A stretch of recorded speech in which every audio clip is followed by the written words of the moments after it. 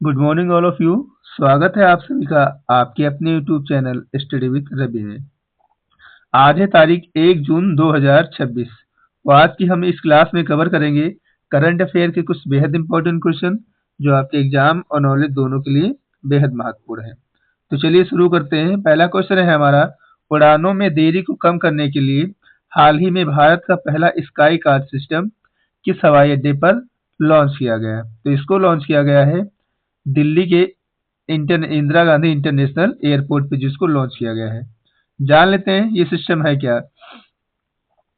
एकीकृत कार्ड प्रणाली, ठीक है। यदि आपका मतलब बैगेज को संभालने वाली ऑटोमेटिक प्रणाली से है तो दिल्ली इंटरनेशनल एयरपोर्ट लिमिटेड ने टर्मिनल 1 पर इंटीग्रेटेड कार्ड सिस्टम नाम की एक जो है हाई स्पीड बैगेज होल्डिंग तकनीक को जो है स्थापित किया है। जान लेते हैं ये है क्या, ठीक है। यह एक रेडियो फ्रीक्वेंसी आइडेंटिफिकेशन ट्रैकिंग आधार पर स्वचालित बैगेज प्रणाली है, जिसमें सामान को अलग अलग प्लास्टिक ट्रे या कार्ट में जो है रखा जाता है, ठीक है। आगे बढ़ते हैं। अगर इसकी रफ्तार और क्षमता की बात की जाए तो इसकी जो रफ्तार है वो है 2.1 मीटर प्रति सेकंड, ठीक है, की गति से ये काम करता है। इससे जो है विमानों तक यात्रियों का सामान बिना किसी गड़बड़ी या देरी के बेहद सुरक्षित और कम समय में पहुंचाया जा सकता है। सेल्फ बैगेज और ड्रॉप की अगर बात की जाए तो यात्री अपने सामान को जल्दी जमा करने के लिए टर्मिनल 1 और टर्मिनल 2 पर बने सेल्फ सर्विस बैगेज ड्रॉप मशीनों का जो है प्रयोग करते हैं, और अब उनका जो है सामान जो मात्र 30 सेकंड में स्वीकार कर लेती है, ठीक है। तो याद रखिएगा, हमारा प्रश्न था उड़ानों में देरी को कम करने के लिए भारत का पहला स्काई कार्ड सिस्टम कहाँ लॉन्च किया गया? तो इसको दिल्ली में जो है इंदिरा गांधी इंटरनेशनल एयरपोर्ट पर जो है लॉन्च किया गया है, ठीक है। चलिए आगे बढ़ते हैं अगले प्रश्न की तरफ। अगला प्रश्न है हमारा, गोवा 30 मई 2026 को गोवा का कौन सा स्थापना दिवस मनाया गया? तो ये मनाया गया गोवा का 40वां स्थापना दिवस मनाया गया है। जान लेते हैं इसके बारे में, ठीक है। गोवा पर लगभग 450 वर्षों तक जो है पुर्तगालियों ने शासन किया है, ठीक है। सैन्य कार्रवाई 1961 में भारत सरकार ने ऑपरेशन विजय चला करके जो है दिसंबर 1961 को जो गोवा को पुर्तगाल के कब्जे से जो है मुक्त कराया था, ठीक है। आजादी के बाद गोवा को दमन और दीव के साथ मिलाकर एक केंद्र शासित जो है राज्य बनाया गया था, ठीक है। पूर्ण अगर दर्जे की बात की जाए तो 30 मई 1987 को इसको जो है पूर्ण दर्जा दिया गया था। भारतीय संविधान के 56वें संशोधन के तहत जो है 30 मई 1987 को गोवा को दमन और दीव से अलग करके एक जो पूर्ण राज्य जो है घोषित कर दिया गया था, ठीक है। यहाँ की आधिकारिक अगर भाषा की बात की जाए वो है कोंकणी। तो हमारा प्रश्न था 30 मई 2026 को गोवा ने अपना कौन सा स्थापना दिवस मनाया है? तो गोवा ने भी अपना 40वां स्थापना दिवस मनाया हुआ है, ठीक है। चलिए आगे बढ़ते हैं अगले प्रश्न की तरफ। अगला हमारा प्रश्न है, किस देश ने हाल ही में आधिकारिक तौर पर ताजे भारतीय आमों के आयात पर जो है रोक लगा दी है? तो ये लगा दी है अभी जापान ने, ठीक है। क्यों लगाई है ये भी जान लेते हैं जरा हम, ठीक है। रोक लगाने का जो कारण है वो है कीट नियंत्रण में कमियां, ठीक है। अब जो है यहाँ से जो आम जा रहा है जापान को, उसमें जो है रोग काफी ज्यादा जो है पाया जा रहा है, जिसकी वजह से जापान ने क्या भैया कहते हैं अब रुक जाइए आप लोग, ठीक है। आप लोगों का जो आम है अभी ज्यादा फायदा जो इसमें जो है कीट ज्यादा लग रहे हैं, ठीक है। तो जापानी क्वारंटीन अधिकारियों ने इसी साल मार्च में उत्तर प्रदेश के रहमानपुर में स्थित भारत के वेपर हीट ट्रीटमेंट सेंटर की जो है जांच की है, और जांच के दौरान ये पाया गया है कि वहां पर जो आमों में कीटाणु मुक्त करने वाली फ्यूमिगेशन, ठीक है, और डिसाइफ डिसाइफेशन प्रक्रियाओं में कुछ जो है कमियां पाई गई हैं, जिसकी वजह से क्या है कि जो मैंगोज हैं उनमें जो है रोग ज्यादा लग रहे हैं। इसीलिए जापान ने कहा भैया थोड़ा रुक जाइए, आपका जो आम आ रहा है वो थोड़ा सही इसमें नहीं आ रहा है, ठीक है। अगर जापान घरेलू खेती की सुरक्षा के लिए फ्रूट फ्लाई, ठीक है, फल मक्खी जैसे कीटों को लेकर जो जीरो टॉलरेंस की नीति अपनाता है, ठीक है, और इससे जो है इन कीड़ों से इनको जो इनकी फ्रूट फ्लाई है इसको बहुत ज़्यादा जो है नुकसान हो रहा है, ठीक है, इसकी वजह से ये नीति को अभी जो है जापान ने अपनाया हुआ है।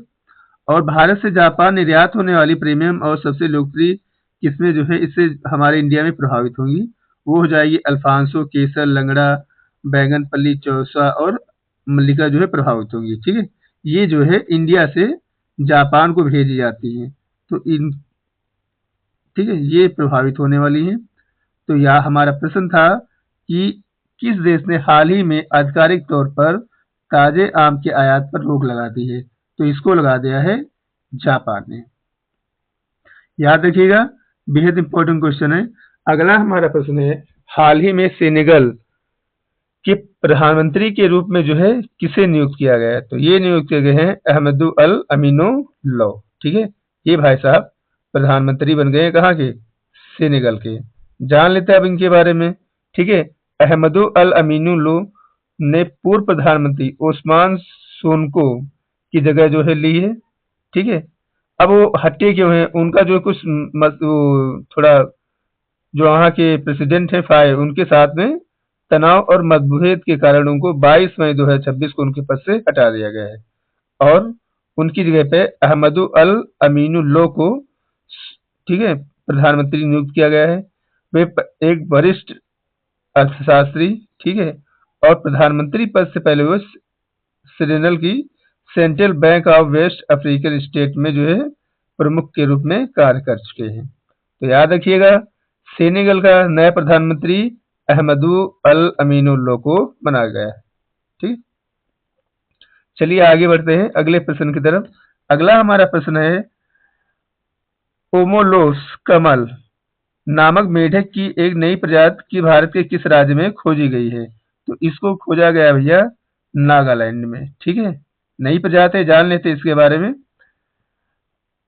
ओमोलोस कमल मेढक की एक नई प्रजाति है जिसे अभी मई 2026 में नागालैंड में जो खोजा गया है, ठीक है।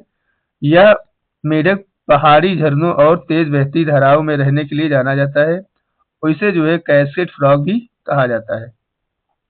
खोजकर्ता का टीम की बात की जाए तो इसको जो है भारतीय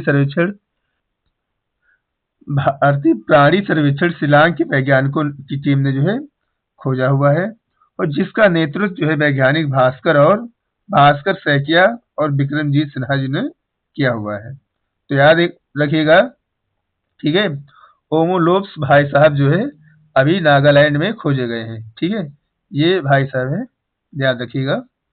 आगे बढ़ते हैं। अगला हमारा प्रश्न है, रक्षा अनुसंधान और विकास संगठन के नए अध्यक्ष के रूप में किसे चुना गया है, तो ये चुने गए हैं राजेश कुमार सिंह जी, ठीक है। आगे बढ़ते हैं, जान लेते हैं इनके बारे में थोड़ा। रक्षा सचिव राजेश कुमार सिंह को अभी रिसेंट में जो डीआरडीओ का नया अध्यक्ष जो है बनाया गया है। 31 मई 2026 को निवर्तमान डॉक्टर समीर कुमार कामत को जो है ये रिप्लेस करेंगे, याद रखिएगा, ठीक है। उनका कार्यकाल पूरा होने के पर ये जिम्मेदारी अभी रिसेंट में राजेश कुमार सिंह जी को सौंप दी गई है। तो याद रखिएगा, इंपॉर्टेंट क्वेश्चन है हमारा, ठीक है। डीआरडीओ के नए अध्यक्ष के रूप में राजेश कुमार सिंह जी को जो है नियुक्त किया गया है। आगे बढ़ते हैं अगले प्रश्न की तरफ। अगला हमारा प्रश्न है, एशियाई रिले एथलेटिक्स चैंपियनशिप 2027 का आयोजन कहाँ किया जाएगा, तो ये किया जाएगा चंडीगढ़ में। जान लेते हैं इसके बारे में। एशियाई रिले एथलेटिक्स चैंपियनशिप 2027 का आयोजन चंडीगढ़ भारत के शहर में किया जाएगा।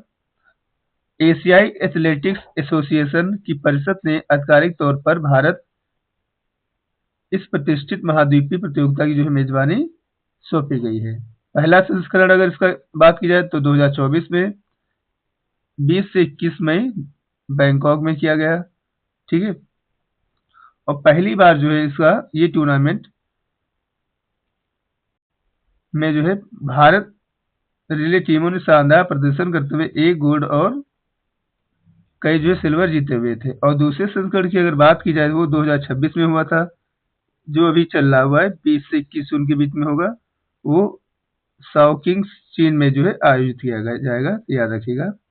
ठीक है, फिर हमारा प्रश्न था एशियाई रिले एथलेटिक्स चैंपियनशिप 2027 का आयोजन कहाँ किया जाएगा? तो ये किया जाएगा चंडीगढ़ में, याद रखिएगा, इंपॉर्टेंट प्रश्न है।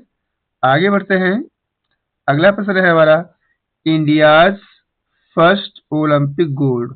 ठीक है, हॉकी ट्रायम्फ एट एडमिस्ट्रम नामक पुस्तक के लेखक कौन है? तो इसका लेखक जो है के अरुमुगम है, याद रखिएगा। जान लेते हैं इस बुक के बारे में। इस बुक की अगर बात की जाए तो ओलंपिक जीत की 98वीं वर्षगांठ के अवसर पर भारतीय ओलंपिक संघ ने की अध्यक्ष जो पीटी उषा है, उन्होंने इसको जो है लॉन्च किया है।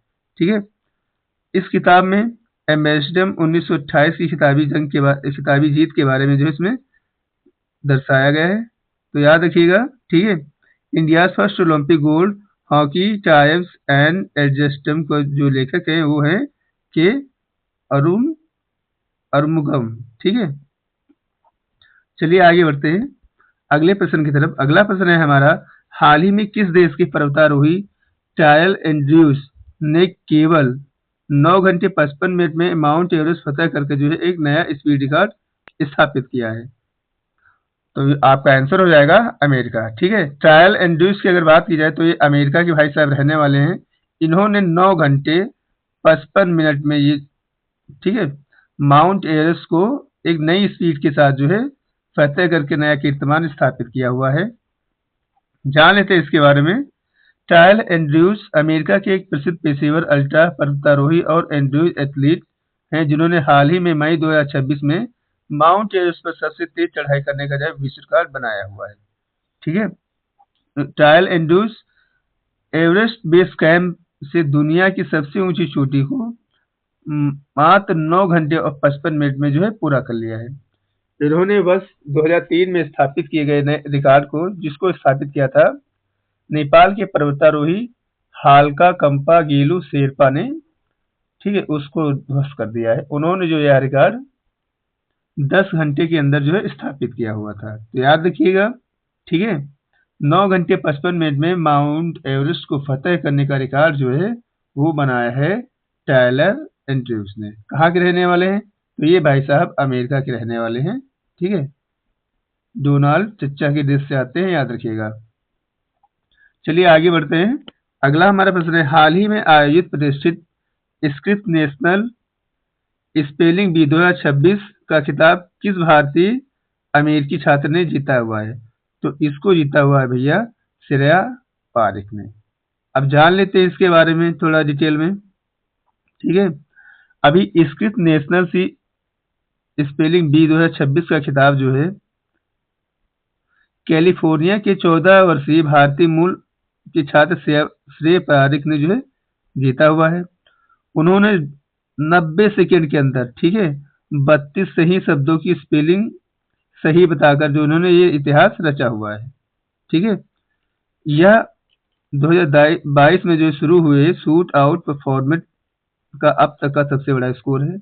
इन्होंने जो है भारतीय मूल के फाइनिस्ट ईशान गुप्ता को जो है हराकर ये खिताब जीता हुआ है। और ईशान गुप्ता ने, ठीक है, 25 सही मीनिंग बोली हुई है और श्रेय पारिक ने 90 सेकंड में 32 सही मीनिंग जो बोलकर इसका विश्व रिकॉर्ड बनाया हुआ है। तो याद रखिएगा स्क्रिप्ट नेशनल स्पेलिंग बी 2026 का खिताब ये जीता हुआ है श्रेय पारिक ने। चलिए आगे बढ़ते हैं अगले प्रश्न की तरफ। तो आज के सेशन में इतना ही। अगर आपको हमारा सेशन अच्छा लगा है तो वीडियो को लाइक कर दीजिएगा, शेयर कर दीजिएगा और हमारे चैनल को सब्सक्राइब कर लीजिएगा। मिलते हैं अगली वीडियो में, तब तक के लिए टेक केयर, बाय बाय।